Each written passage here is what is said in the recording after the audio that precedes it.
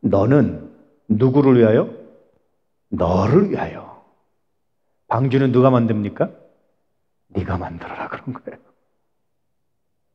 우리는 보편적으로 하나님이 은혜 주시면 나는 안 하고 하나님이 하시는 거로 생각하잖아요. 하나님 우리에게 하라고 명령하세요. 그런데 여기에 굉장히 재미있는 하나의 은혜가 숨어 있어요. 하나님이 너는 너를 위하여 네가 방주를 만들어라고 말할 때 명령만 하실까요? 할 수 있는 모든 걸 주시는 거예요. 노아가 이 방주를 만들기 위해서 뭐가 필요했을까요? 첫째, 믿음이 필요하죠. 그 다음에 또 뭐도 필요했을까요? 예, 물질도 필요해요. 돈도 필요해요. 여러분, 노아가 이 오랫동안 산 위에 방주를 만들려면, 이 큰 배를 만들려면 여러분 그냥 한 사람이 이걸 끌고 가겠어요? 나무를 베어서? 그거 못하는 거예요. 노아와 세 아들들이 무슨 천하장사라고 그거를 양쪽에 딱 얹고 가겠어요? 그거 못해요. 수많은 인력이 필요해요. 거기다 노아가 무슨 특별한 기술, 하나님이 이렇게 만들려고 설계해 두셨지만 그 기술을 다 가지고 있겠어요? 인력도 고용해야 되고 다 해야 돼요, 이거를. 얼마나 많은 재물이 필요하겠어요. 이걸 위해서 하나님께서 어떻게 복 주셨다고요? 노아의 아버지, 그 할아버지에게 이름을 보면 여러분 성서의 이름들은요 대부분 그의 삶과 연관이 돼 있어요. 다. 어떤 사람이 재밌는 얘기를 하더라고요. 제가 이런 얘기를 하니까 그러면 혹시 예전에 단어가 많지 않았을 때 그 단어, 그 이름이 그런 단어로 뜻이 나중에 생긴 거 아닙니까? 뭐 그럴 수 있어요. 근데 황한호 했더니 뭐 예를 들면 헌신의 사람이었더라 이렇게 평가되면 황한호의 뜻이 헌신의 사람이 되는 뒤에 사람은 그렇게 생긴 단어들도 있죠. 아마 그렇게 되지 않았을까라고 생각하는데 그것도 굉장히 일리 있는 얘기입니다. 어쨌든 이름을 보면 노아의 아버지, 할아버지는 정말 열심히 최선을 다해서 악착같이 살았어요. 그 재물을 모아서 누가 다 사용합니까? 노아가 방주를 만드는데. 하나님은 그래요. 뭔가 여러분 물질이 필요하면 물질을 준비하게 하세요. 그 쓰게 하십니다. 혹시 여러분 때에 하나님께서 대박이 나게 하시면, 난 대박이라는 단어 참 싫어하는데 어쨌든 여러분 하나님께서 큰 복을 주시면 그것은 둘 중에 하나, 여러분이 쓰시니 여러분 후대에 누가 쓰든지 쓰려고 준비하시는 거예요. 하나님께서 예비하신 사람이 쓰려고 준비하시는 거예요. 항상 보면 돈을 모으는 사람이 있고 쓰는 사람이 있어요. 죄인들의 특징이 뭔지 아세요? 돈을 모으는 게 특징입니다. 의인들의 특징이 뭔지 아세요? 잘 쓰는 게 특징이에요. 전도서도 있죠? 죄인들의 노고로 모아 쌓게 하사 하나님이 기뻐하시는 자에게 주시나니 그렇게 말씀하시죠. 그러니까 참 여러분 돈을 잘 쓰는 사람 되시길 주의 이름으로 축복합니다. 할렐루야. 그게 얼마나 복된 건지요. 정말 복되고 아름다운 겁니다. 어쨌든 너는 너를 위해서, 다른 사람이 아니라 너를 위해서 네가 방주를 만들어라 이런 구조로 되어 있어요. 이렇게 방주를 만들 때 여러분 방주의 재료와 기본 구조가 14절에 나와 있는데 방주의 재료가 뭡니까? 무슨 나무입니까? 고페르나무라고 되어 있는데 혹시 여러분 이전에 우리가 지금 사용하는 성경 이전에 개역 성경에서는 혹시 뭐라고 되어 있는지 아세요? 무슨 나무?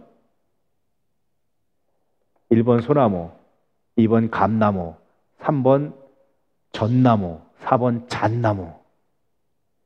몇 번일까요? 무슨 나무로 되어 있을까요? 전나무 손 들어보세요. 전나무. 예.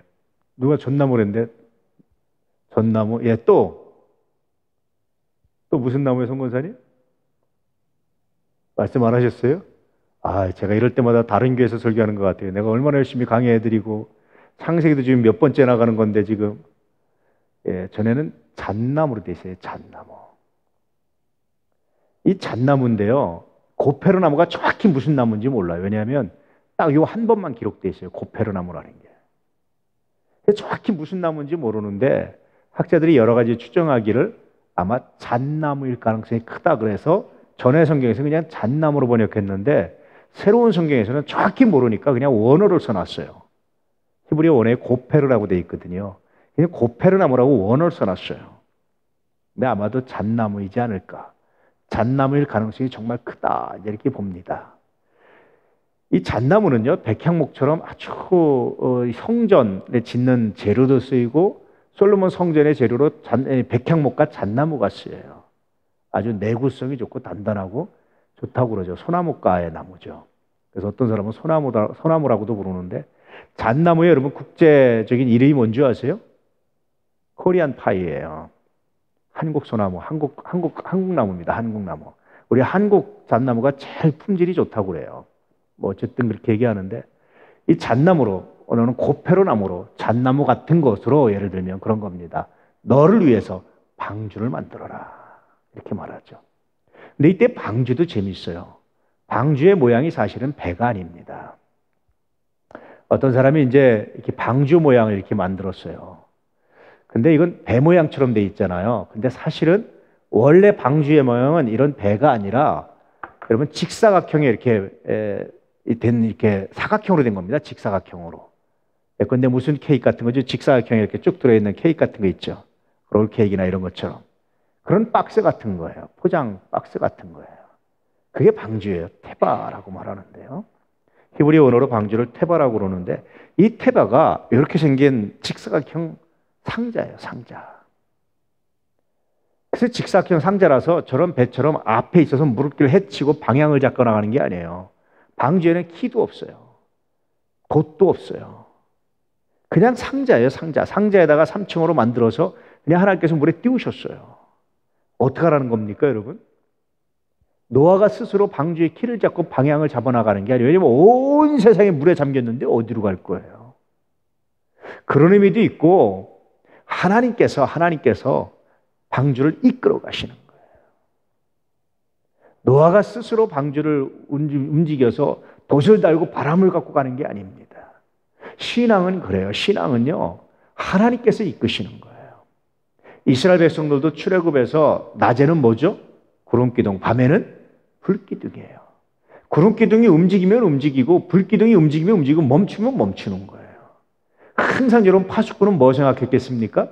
구름기둥이 움직이는지 움직이지 않는지. 움직이면 빰빠라빠빠빠빰 하고 나팔을 불면 온 이스라엘 백성들이 자다가 벌떡 일어나서 막 비상 걸렸다 해가지고 막 짐 싸고 이동하는 거예요. 군대 가면 여러분 밤에 훈련하다 밤에 이동하거든요. 자다가. 이거 얼마나 귀찮은지 몰라요. 근데 이스라엘 백성들은 그걸 했어요. 아 귀찮아 언제까지 이래야 돼. 모세한테 당신이 좀 계획을 잡고 좀 가시오라고 말할 수도 있잖아요. 그런데 안 그랬어요.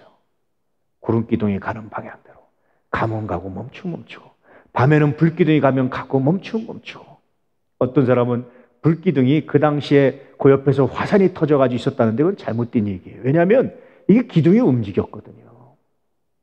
그냥 화산이 터져가지고 낮에는 구름 화산재가 나오고 밤에는 불길이 보여가지고 이스라엘 백성이 따뜻하게 살았다 그러는데 이건 잘못 오해한 거예요.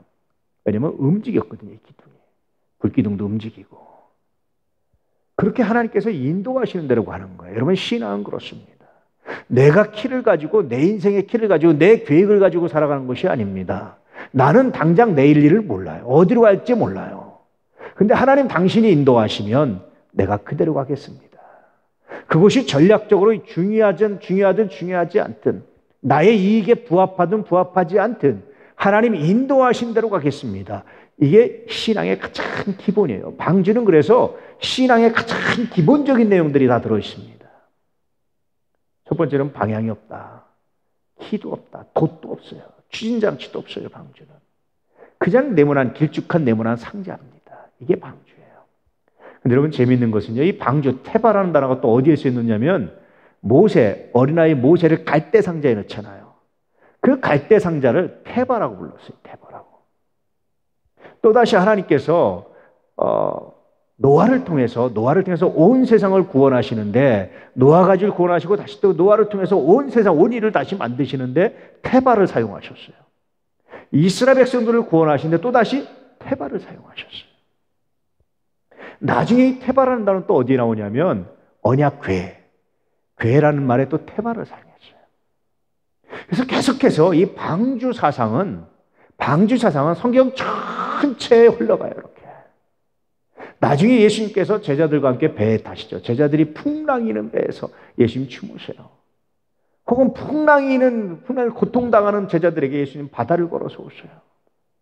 배에 타시고 두려워하지 말라 하시면서 잔잔하라 말씀하시죠. 영적인 의미의 태바입니다. 교회를 우리가 방주라고 말해요. 방주. 영적인 의미가 방주라고 말해요. 세상을 구원하는 배, 방주라고 말해요. 이 태바는 계속해서 이렇게 창세기의 방주부터 시작해서 모세를 실었던 갈대상자 방주, 언약궤 방주, 나중에 영적인 의미로서 예수님이 제자들에게 타셔서 단장케 하신 배, 풍랑이는 배에 타셨던 그 방주, 영적인 의미로 쭉 이어져요. 결국 신앙은 뭐냐? 방주에 타는 겁니다. 할렐루야. 여러분 방주에 타셨습니까? 여러분 방주는 뭐예요? 오늘날의 방주는 뭘까요, 여러분? 여러분 오늘날의 방주는 뭘까요? 모르십니까? 아는 분이 있습니까? 오늘날의 방주는 뭘까요? 여러분에게 방주는 뭘까요? 다 아시는데 생각을 못 하십니다. 제가 말씀드리면 그러실 겁니다. 예수 그리스도입니다. 할렐루야.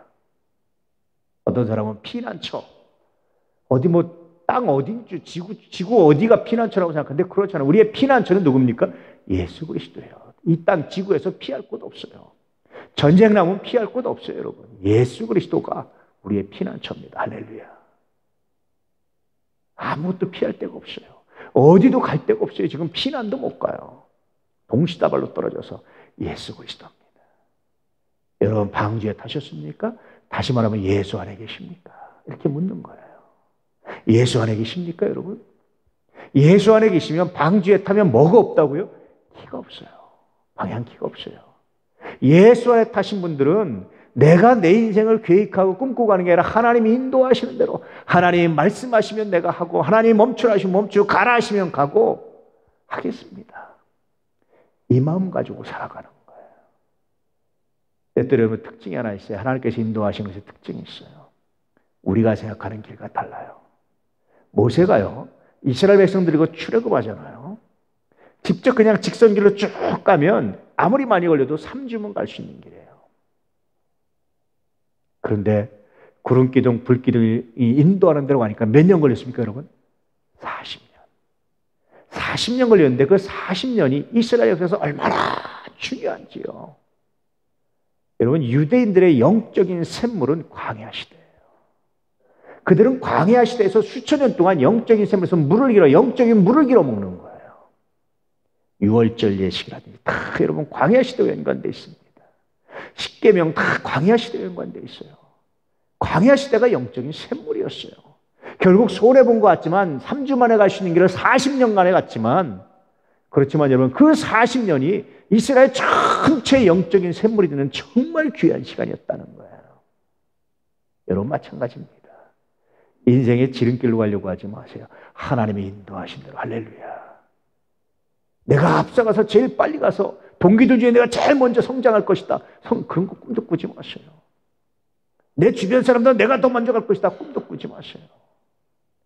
그게 중요한 것이 아니라 하나님이 인도하신 대로 가면 돌고 돌아도 이스라엘 백성들이 40년을 빙빙 돈 거예요. 거의 38년을 한 광야에 있다가 나머지 빙빙 돌아다닌 거예요. 마치 놀리듯이. 근데 그걸 순종해 가는 거예요. 모세가 대단하죠. 순종하는, 어디까지? 요단강까지 모세가 순종해 가는 거예요. 모세가 대단합니다. 그 바람에 여러분 반란도 일어나고 모세가 항의도 일어나고 많은 사건이 일어났지만, 그럼에도 불구하고 묵묵히 구름기둥이 가면 가고 불기둥이 가면 가고 멈추고 예수 그리스도라는 방주에 탄 사람은 여러분 길을 가지 못한대요. 길은 주님께. 늘 말씀드리지만 너무 미래를 알려고 노력하지 마세요. 그건 잘못하면 길을 내가 가지려고 하는 거예요. 나의 내일은 주님께 있습니다. 할렐루야. 이제까지 나와 함께 하셨듯이 내일도 함께 할 줄 내가 믿습니다. 주님께서 인도하시는 길이 가장 선하고 복되고 아름다운 것을 내가 믿습니다. 인생을 살다가 고난을 당하면 이것도 주님 나에게 영적인 샘물을 퍼올리게 하시려고, 내 자녀들에게 나의 고통의 삶이 영적인 샘물이 되게 하시려고. 사람이요, 이 고통과 광야를 거치는 것만큼 큰 위대한 경험이 없어요. 그때 하나님을 만나고 그때 은혜를 경험하는 거예요. 평안한 중엔 잘 못 만나요, 사람이. 신앙이 나태한 이유가 뭔지 아세요? 평안해서 그래요. 몰아치시면요, 안 할 수가 없어요. 근데 지혜는 뭔지 아십니까? 평안할 때 기도하는 게 지혜예요. 그리스도인은요, 고난 때문에 망해서 죽진 않아요. 하나님의 고난 때문에는 안 죽이십니다. 근데 평안할 때는 죽을 수 있어요. 범죄할 수 있어요. 타락할 수 있어요. 평안할 때 기도하는 것이 지혜입니다. 할렐루야. 어쨌든 그 태발을 만들고 이렇게 말씀하시는 거죠. 그 방주의 여러분 이 규모가 어느 정도냐면요. 길이가 300규빗이 되는데 1규빗이 대략 45.6cm예요. 대략 45cm. 팔꿈치까지입니다. 팔꿈치까지. 성인. 대략 평균적으로 한 45cm, 45.6cm 이렇게 돼요. 그럼 300규빗이면요. 곱하기 45.6을 하면 대략 136.8m가 돼요. 어마어마한 겁니다. 넓이가 어느 정도 50규빗인데요. 22.8m예요. 그러니까 이렇게 해서 길게 돼 있는 거죠. 저런 방주가 아니고 그래서 길게 돼 있는 거예요. 옆에 방주 그림은 자꾸 사람들이 저렇게 만드는데 저건 여러분 정확히 성서에 나와 있는 방주 모양은 아닙니다. 제가 한번 터키에 갔는데 아라라스 하는 거 가지고 방주를 찾았다 해서 방주 모양이 있는 곳에 전망대를 놓고 방주라고 설명을 막 하는 거예요. 가이드가. 근데 마침 그때 대학 교수 중에 지질학과 교수가 같이 갔어요. 아무리 생각해도 방주가 아니에요. 왜냐하면 모양도 이렇게 배처럼 이렇게 생겼지만 그게 흙이에요. 흙이 이렇게 쌓여가지고 이렇게 배 모양으로 있어요. 방주가 나중에 썩어가지고 그 모양으로 이렇게 있다는 거예요. 그래서 제가 저건 말이 안 됩니다. 그래가지고 찬물을 끼얹었어요. 지질학과 교수하고들이 교수님, 방주 나무가 수천 년 동안 돌도 풍화작용을 겪어가지고 변형될 텐데 수천 년 동안 저렇게 있을 수 있나요? 불가능하죠. 가이드가 얼굴이 멍해진 거죠. 옆에서 얘기하니까 좀 그만 사기치라고. 불가능하죠. 그러니까 어떤 사람은 방주 봤다고 했다고 할렐루야 그러는 사람이 있어가지고 제가 그러면 안 될 것 같아서 불가능하죠. 저거 방주 아닙니다. 속이지 마세요. 제가 할 수 없이 초를 쳤어요. 왜냐하면 그거 보고 와서 또 목사님들이 기회 와서 내가 방주 봤다 사진 찍어서 막 보여줄 거 아닙니까? 지금도 인터넷 띄면 거기에 방주 자리라고 사진이 떠. 이건 잘못된 거예요. 거짓말이에요. 그럴 수가 없어요. 여러분 생각해 보세요. 방주가 대략 한 5천 년 전 일인데 대략 그냥 단순하게 따져도 그런데 여러분 그게 여러분 그게 남아 있겠어요? 그게 여러분 그 나무가 그 썩지 그게 그 모양으로 이렇게 있겠냐고요. 그게 5천 년 되는데 아무리 보존이 잘 돼 있어도 그것도 흙 모양으로 있거든요. 가까이 가서 보니까 흙이에요. 흙더미. 흙으로 있겠냐고요. 그게 돌도 그렇게 안 있어요. 지질 변화는 없었을까요? 그런 사기에 사람들이 속아요. 자꾸만. 근데 어쨌든 방주가 있어요. 있는데 이 큰 배입니다. 높이는 30규빗, 13.7m에 3층으로 되어 있어요. 굉장한 크기입니다. 근데 사실은 사람들이 성서에 이것 때문에 성서가 거짓말이라고 그랬어요. 성서가 거짓말이라고 주장하는 몇 가지 주장들이 있어요. 그 중에 하나가 람셋입니다. 이스라엘 백성들이 여러분 노예 생활하면서 쌓았던 성이 뭐죠? 람셋이잖아요. 람셋은 학자들이 발견한 게 나중에 모세 시대 훨씬 이후에 생긴 성이라는 거예요. 그러니까 이거는 거짓말이다. 모세 시대에 없었는데 이것 때문에 이름이 있느냐? 이것 때문에 거짓말이다고 그랬어요. 그런데 오래전에 대략 한 30년, 20몇 년 전쯤에 람셋이 발굴돼 가지고요. 해보니까 그게 모세 시대예요. 그래서 이것 때문에 거짓말이 됐다가 이것 때문에 참말이 있어요. 왜냐하면 아무데도 기록이 없었어요. 람셋에 대한 기록이 없었어요. 그 당시에 대한 기록이 없었어요. 발굴해서 연구해 보니까 모세 시대였어요. 거기를 갔었는데요. 제가 처음 발굴할 때 가가지고 그렇게 나무 돌무더기 있는 거 이거만 보고 왔는데 굉장히 감격입니다. 또 하나 방주예요. 이렇게 큰 배를 인간이 만들 수가 없다는 거예요. 이렇게 큰 배를 만든 게 인간이 이렇게 큰 배를 만든 게 근대에 들어와서 그래요. 그 전에 이렇게 큰 배를 못 만들었어요. 제 아무리 조선소리 뛰어나도. 왜냐하면 이렇게 배를 만들면 파도 치면 배가 뻐개져 버려요. 물에 뜰 수가 없어요. 그것도 여러분 홍수는요 그냥 물이 잔잔히 불어난 게 아니에요. 막 파도 치고 난리가 치고 그러는 거예요. 인간이 상상할 수 있는 파도의 최고 높이가 얼마냐면 30m 높이에요. 아마 홍수 때는, 대홍수 때는 30m 높이 정도의 파도가 쳤을 거라는 겁니다. 여기에 견딜 수 있느냐? 이건 거짓말, 있을 수 없다. 사람들이 실제 또 모형을 만들어 실험을 해봤잖아요. 똑같이 만들어서. 근데 오늘날 여러분, 배의 기본 중에 하나가 방주입니다. 기본 설계도 중에 하나가. 사람이요, 참 재밌는 게 하나님께서 사람이 만들 만한 건 너 만들어 그러고 끝나요. 근데 사람이 모르는 것은요, 구체적으로 말씀하셔요. 제가 종종 말하지만 이스라엘 백성들이 가나안 땅에 들어서 농사를 짓는데 이스라엘 백성들은 평생 양치기, 농사를 몰라요.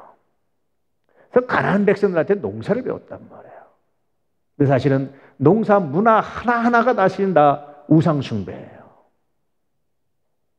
만약에 하나님 명령대로 가나안 족속을 다 멸했다면 어떻게 됐을까? 저는 정말 아쉬운 게 있어요. 하나님께서 하나님의 농사법을 이스라엘 백성들에게 가르쳐 줄 겁니다. 농사 짓지 모르니까. 야, 몇 월 며칠 날 씨를 심는데 몇 미터, 몇 센치 깊이로 심고 어떻게 심고 어떻게 심고 어떻게 하고 아마 세밀하게 가르쳐요. 성경이 좀 늘어났겠지만 좀 더. 지금보다 성경이 1188장보다 훨씬 늘어났겠지만 아마 세밀하게 하나님의 농사법이 나올 수 있었는데 정말 아쉽습니다. 하나님의 농사법을 배울 수 있는 기회인데. 하나님은요, 우리가 잘 모를 때는 하나님께서는 구체적으로 숫자를 제시하시고 말씀을 만들어 주세요. 우리가 할 수 있는 것은 해라고 말씀하시는데 우리가 모르는 거는요, 구체적으로 방법을 말씀하세요. 그러니 여러분 두려워하지 마세요. 모르는 건 하나님이 말씀하십니다. 아는 건 하나님이 하게 하십니다. 제가 공사를 하면서 모르거든요. 제가 이런 거 전문가가 아니니까 한참을 서서 그 앞에서 기도하는 거예요. 생각하는 거예요. 그래도 방법이 안 떠오르면 일을 못 하겠어요. 그래도 한참을 서서 그 앞에 가서 생각하고 기도하고 묵상하고 그 하나님이 어떤 방법을 주세요. 그냥 그 방법대로 하는 거예요. 솜씨는 좀 부족하지만 모르면 하나님이 가르쳐 주신 걸 나는 믿습니다. 아니면 찾기라도 하십니다. 아니면 누굴 만나기라도 하세요. 불가능한 건 없습니다. 하나님 안에서. 할렐루야. 여러분 전혀 길이 막혔다고 생각할 때는 하나님이 새로운 길을 보내주셨구나. 누굴 통해서 가르쳐 주시든지 아니면 나한테 지혜를 주셔서 새로운 길을 개척하게 하시든지 하나님 하실 줄 믿습니다. 그렇게 맡기시기를 주의 이름으로 축복합니다. 하나님 그렇게 하십니다. 그래서 그렇게 방주를 만들어요. 자, 고린도서 10장 13절만 읽어볼까요? 시작. 사람이 감당할 시험 밖에는 너희가 당한 것이 없나니 오직 하나님 믿부사 너희가 감당하지 못할 시험 당함을 허락하지 아니하시고 시험 당할 즈음에 또한 피할 길을 내사 너희로 능히 감당하게 하시느니라. 놀랍잖아요. 두려워하지 말란 얘기입니다. 하나님이 감당치 못할 일은 안 주신다는 거예요. 이제 여러분 연말에서 내년에 또 우리가 일꾼을 세워야 되는데 하나님 감당치 못할 일은 안 주세요. 맡기지도 않으세요. 부탁도 안 하세요. 시키지도 않으세요. 그저 아멘하며 순종하셔서 귀한 사역 감당하시기를 축복합니다. 할렐루야. 다시 이제 16절 말씀으로 돌아갑니다. 한번 읽어볼까요? 시작. 거기에 창을 내되 위에서부터 한 규빗에 내고 그물은 옆으로 내고 상중하 3층으로 할지니라. 창들이라고 아니고 창 하나로 되어 있어요. 방주에는 창이 하나예요. 재밌죠? 왜 창이 하나일까요? 물론 이제 방수의 목적이 있어요. 그래서 창이 하나입니다. 문도 하나입니다. 들어가는 문이 하나예요. 단수예요. 이건 굉장히 재밌는 교훈을 우리에게 말씀해 주고 있어요. 여러분, 예수께서는 나는 길이요 진리요 생명이다 이렇게 말씀하시죠. 한번 읽어볼까요? 시작.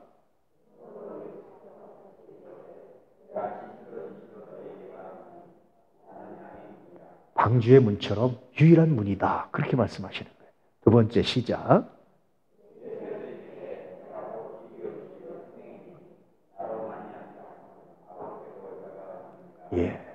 예수 외에는 다른 문이 다른 길이 없다라는 거예요. 그 다음에 읽어볼까요? 시작.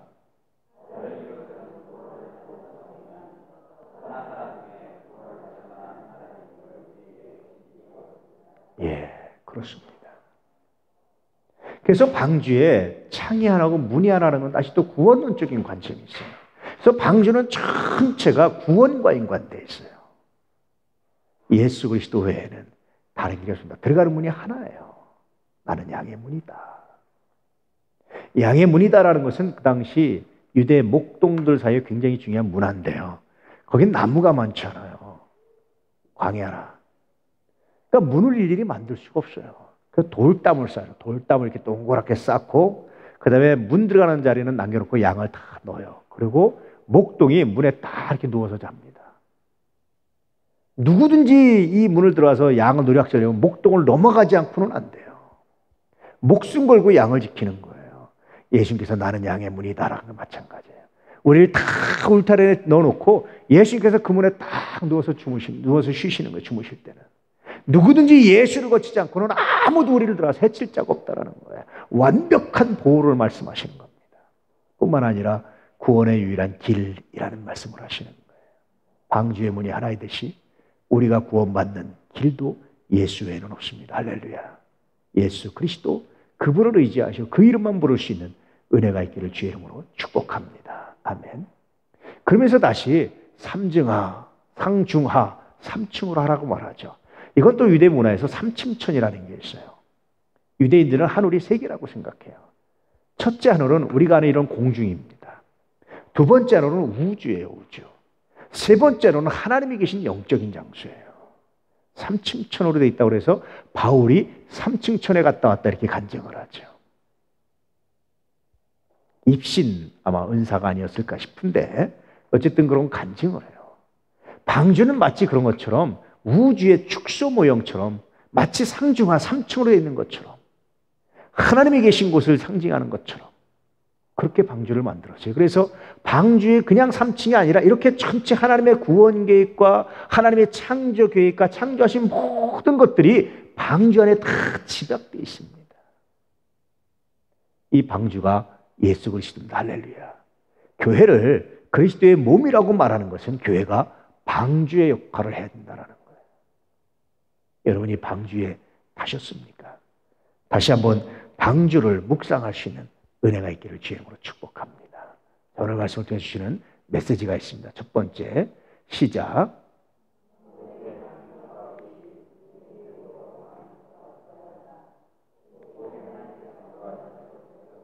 예.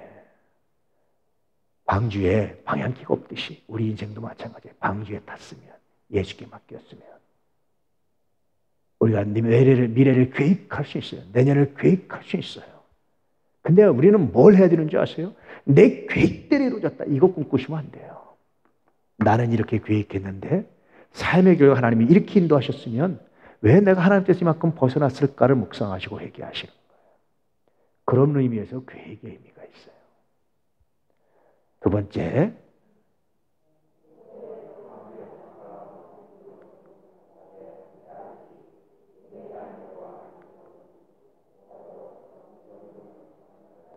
이 역청은요, 다른 말로 하면 아스팔트라고도 하는데 석유에서 추출하는 거예요.